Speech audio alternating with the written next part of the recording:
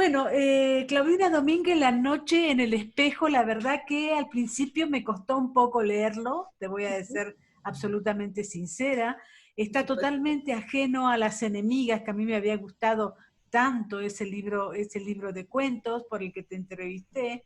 Me habían Sí. gustado muchísimo tus poemas, y en esta que tiene todo el misterio hasta que descubrí finalmente que es una mujer que huye y que todo el tiempo recibe como sueños, como pesadillas, como cosas absolutamente irreales. ¿Esto es así?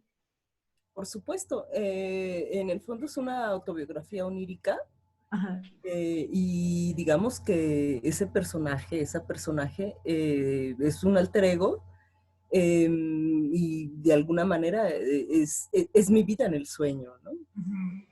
Ahora, tú vas relatando las cosas que vas viviendo, pero al mismo tiempo hay como cosas cotidianas, como cocinar, como comer, como esas cosas que uno hace normalmente que te impiden hacer estos sueños, estas irrealidades, digamos, ¿no? Pareciera ser que estas irrealidades te condicionan la hora de vivir totalmente, ¿no?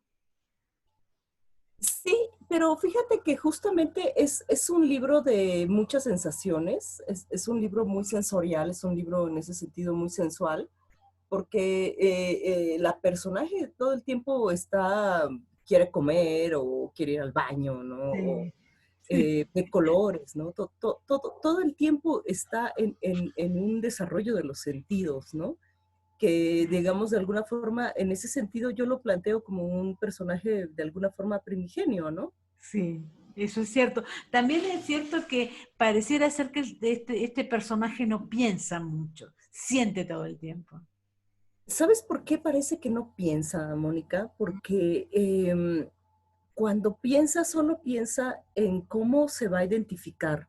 Ajá. Porque ella, si te das cuenta, todo el rato tiene un gran problema de identidad. Tiene un complejo terrible que nunca va a alcanzar a resolver sobre quién es ella, ¿no? Ujú. Entonces, ese pensamiento está nada más ubicado en torno a su anagnórisis, que además siempre se le cae, cada capítulo se le cae quién es ella, ¿no? Cada capítulo dice, ah, es que yo era esta persona, ¿no? Y de pronto descubre que no es esa persona, ¿no? En ese sentido, sí lo planteé como un personaje del subconsciente, ¿no? Ujú. Más que pensar, atiende a sus sensaciones y atiende a sus emociones, ¿no? También las otras personas intentan decirle quién es ella, digamos, ¿no? Es decir, tú eres la pintora, tú eres esto, tú eres lo otro, tienes que hacer esto acá, tienes que hacer aquello allá, pero ella también al mismo tiempo se confunde, digamos, ¿no? Siempre está confundida, de cabo a rabo, ¿no? De hecho, en el último capítulo, ella hace una interpretación de por qué ella nunca llega a su casa, Ujú. porque ella nunca consigue, siempre tiene este problema de que quiere llegar a su casa, de que le urge llegar a su casa, pero no sabe cómo llegar a su casa, ¿no? Ujú. Y en el último capítulo dice, ah, por esto no llegué a mi casa, porque a la ciudad le pasan estas cosas tan extrañas y eso impide que yo llegue a mi casa, ¿no? Ahora, esta autobiografía onírica, como dices tú, esta noche en el espejo y este transcurrir con este personaje, también uno empieza también a dudar de la razón y de la locura, digamos, ¿no? Es decir, ¿dónde está la locura? ¿Dónde está la razón? ¿O esto es solo sueño, digamos, ¿no? Sí, mira, a mí el tema de la confusión en la literatura es mi tema. Creo Ujú. que más que, incluso si cambio del realismo digamos, al onirismo, a la fantasía, para mí mi tema es la confusión y la mentira, o algo que parece la mentira, ¿no? Porque además hay una serie de personajes en esta novela que siempre le están mintiendo a ella, ¿no? O que siempre parecen estar mintiendo.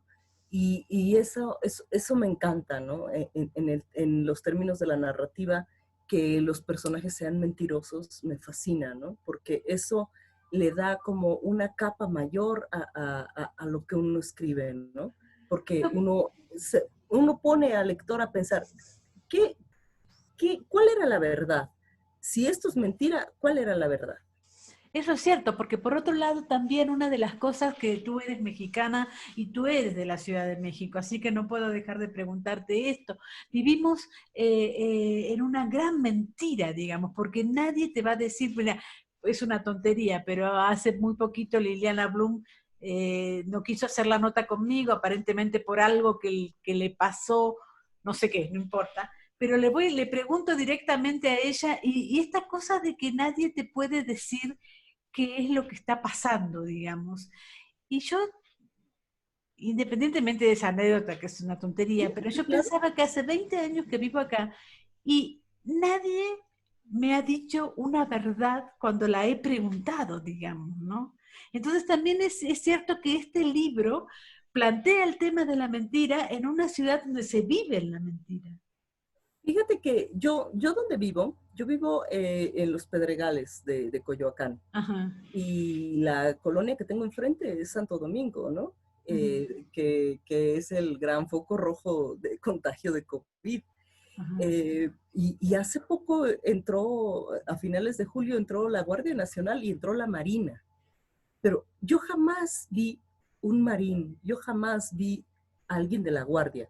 Pero todo el mundo decía, es que la Guardia y la Marina, y la Guardia y la Marina, ¿no? Entonces parecía como prácticamente mitológico, ¿no? Porque yo decía, ¿dónde están, no? Yo no los veo, ¿no? Pero toda la gente hablaba de la Guardia y de la Marina.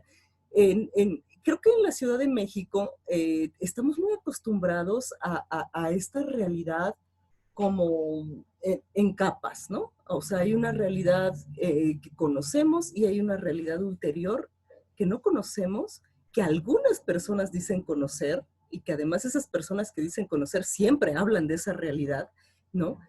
Y yo pienso mucho, por ejemplo, en Guillermo Prieto, en este ensayo que tiene de Lépero, eh, donde habla justamente del citadino, del, del chilango, digo, en ese entonces no se le conocía como chilango, como una persona que siempre, que es engañoso, dice él, o sea, no es una mala persona, pero está dispuesto a ser una mala persona. No es un ladrón, pero está dispuesto a robar. No es un mentiroso, pero está dispuesto a mentir, ¿no?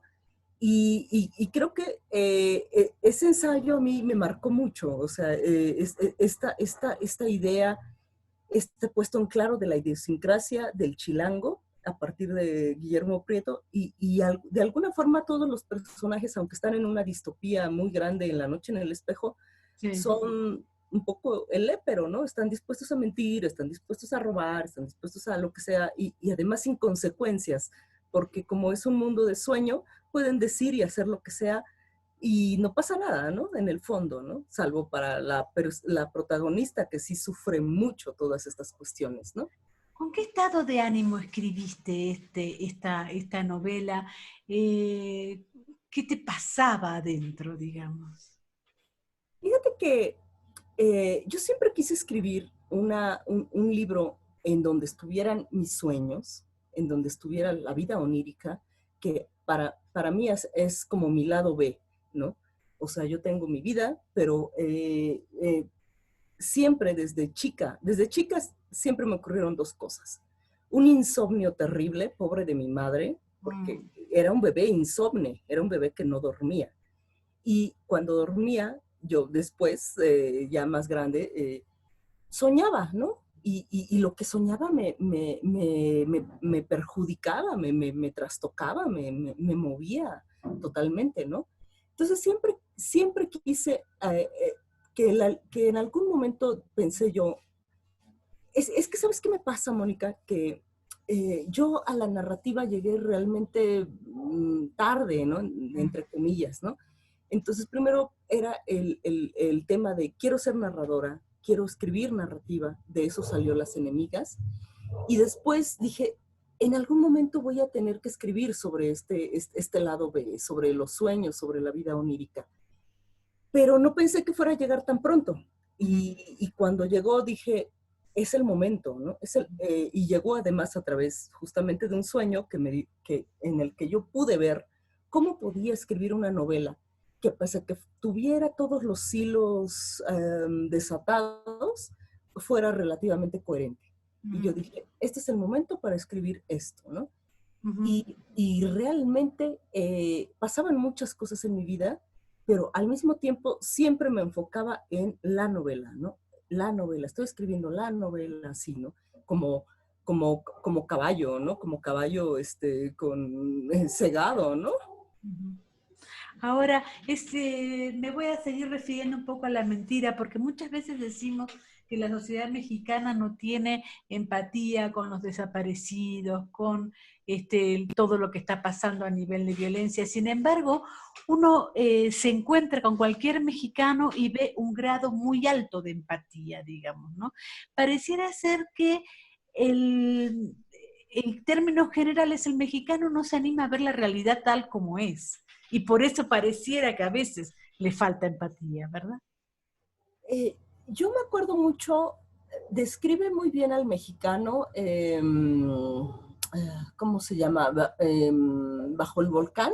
Sí, Malcolm Lowry. Malcolm Lowry lo define muy bien porque en algún momento cuando van así como en una combi y están en una bajada, dice que hay un muerto y que los mexicanos no hacen nada, ¿no? Que los mexicanos siguen como si no pasara nada, ¿no? Y dice, es que los mexicanos solo se irritan cuando saben que tienen que irritarse.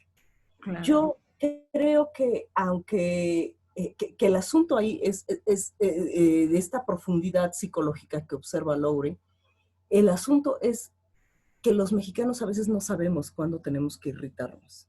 O sea, a veces hay momentos en los que debería pensarse uno que es para la irritación y el mexicano aguanta, ¿no? Porque, bueno, esto yo solo es una suposición.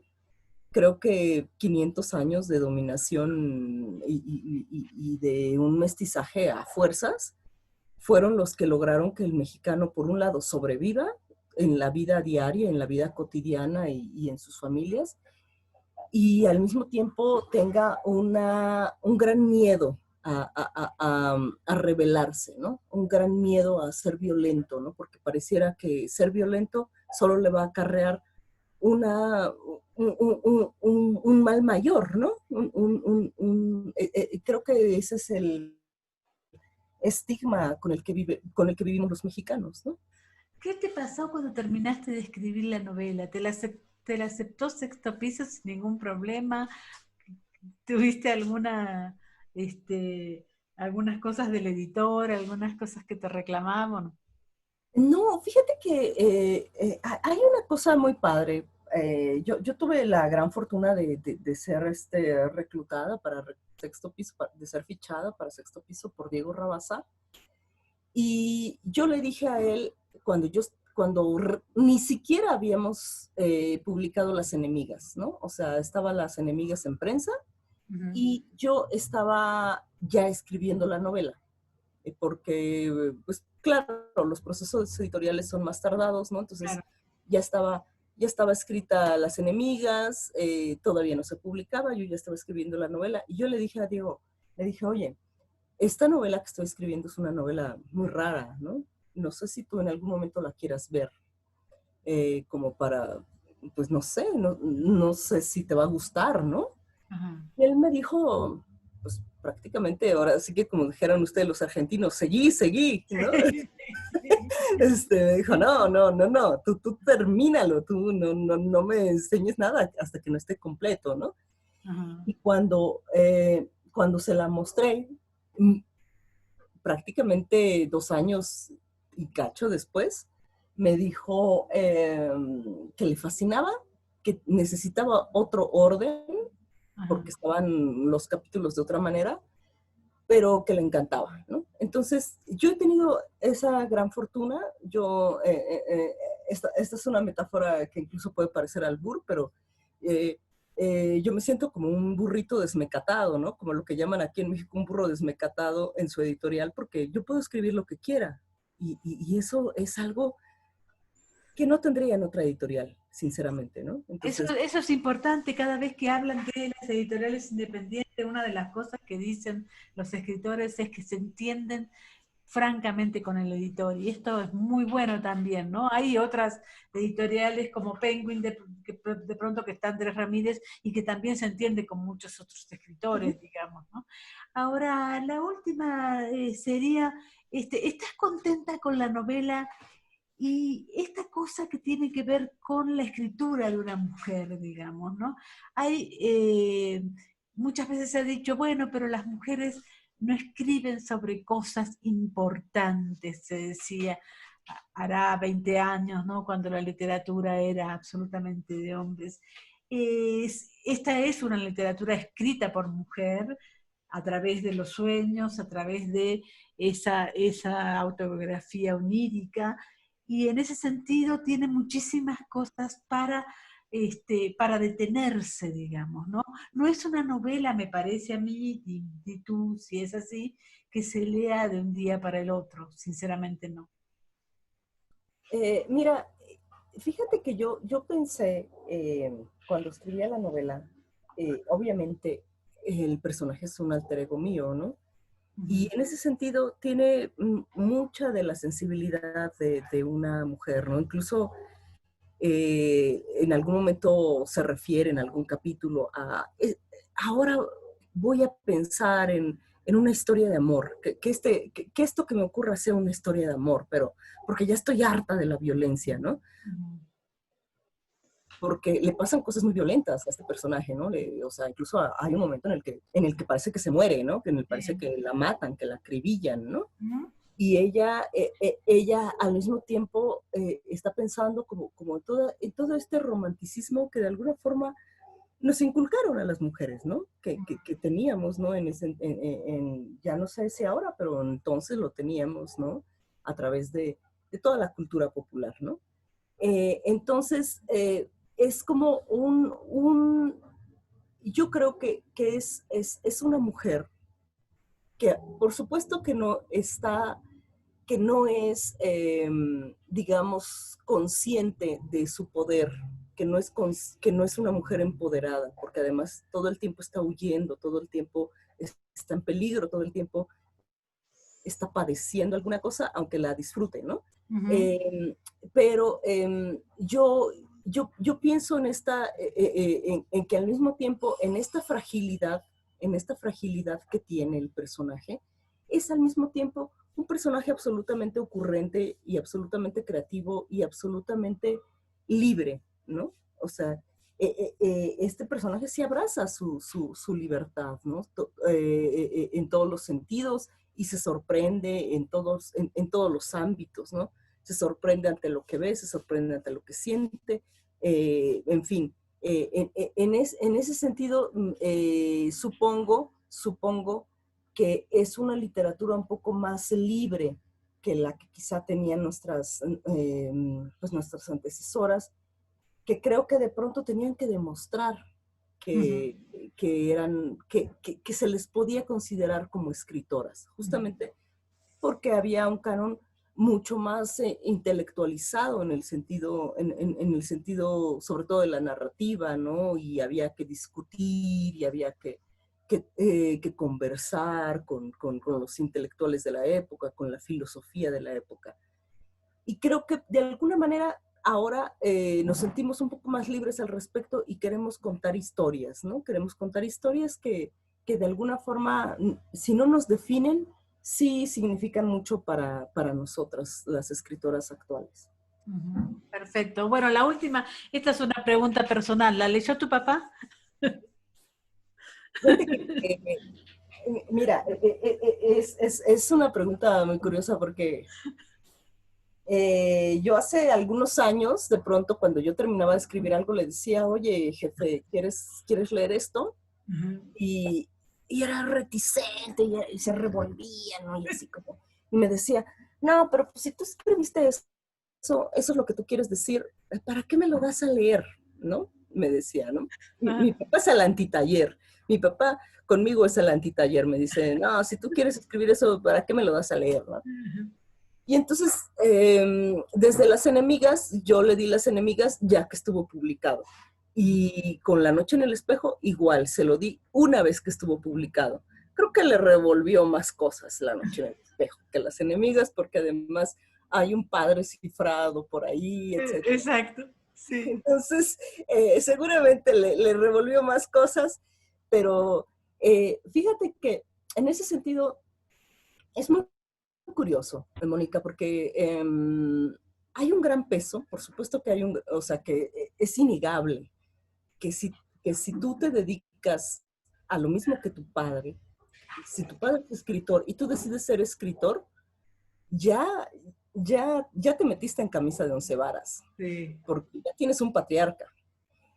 E incluso los colegas varones que tienen un padre escritor no la llevan tan fácil, ¿no? Pero además ser la primogénita y mujer y escritora respecto de tu padre, pues te plantea un dilema. Pero afortunadamente yo en mis 20 fui bastante contestataria y bastante rebelde en términos familiares y de alguna manera como el hijo pródigo, pues regresas y dices, sí me merecía ser escritora, ¿no? Sí me merecía ser escritora, esto está padre, ¿no?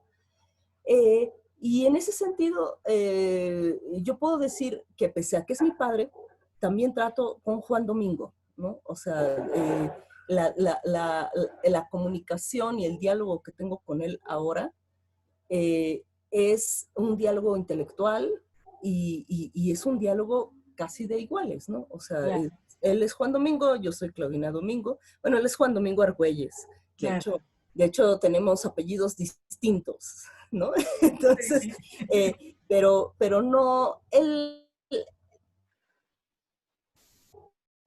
en el fondo es muy respetuoso, no solo en el fondo, en todos los sentidos, es muy respetuoso respecto de lo que yo escribo, porque además él, pese a que proviene de otra generación y todo lo que quieras, ha intentado ser alguna especie de aliado de las mujeres porque sabe lo que sufrimos, ¿no? Y yo creo que él está absolutamente consciente de que su hija se metió en una camisa de 11 varas al querer ser escritora siendo él escritor. Es decir, que de alguna forma tenía la estatua encima y que, digamos, aunque uno no lo sienta, siempre te recuerdan que estás luchando contra esa estatua, ¿no?